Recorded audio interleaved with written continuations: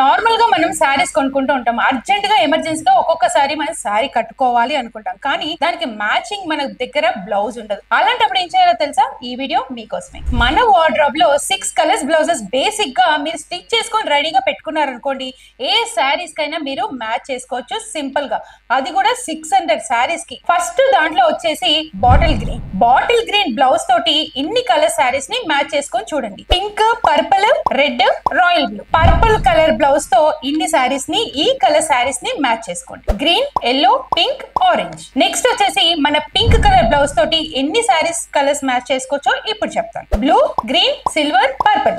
Red colour blouse తోటి ఎన్ని saris match చేసుకోవచ్చో ఇప్పుడు చెప్తాను. Dark blue, green, purple, gold. Royal colour blue blouse మన దగ్గర ఉన్నట్లయితే ఎన్ని శారీస్ కి మ్యాచ్ చేసుకోవచ్చో ఇప్పుడు చెప్తాను. Sky blue, orange, pink, gold. Black colour blouse ని మన దగ్గర ఉన్నట్లయితే దానికి సింపుల్ గా మనం డిజైన్ కూడా చేసుకొని, అంటే హ్యాండ్స్ కి ఎంబ్రాయిడరీ థ్రెడ్ వర్క్ తోటి కలర్స్, అంటే మల్టీ కలర్స్ తోటి మీరు ఎంబ్రాయిడరీ చేసుకున్నట్లయితే హ్యాండ్స్ కానీ, నెక్ కానీ, లేదా వెల్వెట్ క్లాత్ తో రెడీగా మీ దగ్గర బ్లౌజ్ ఉన్నట్లయితే ఎన్ని శారీస్ కి మ్యాచ్ చేసుకోవచ్చో తెలుసా?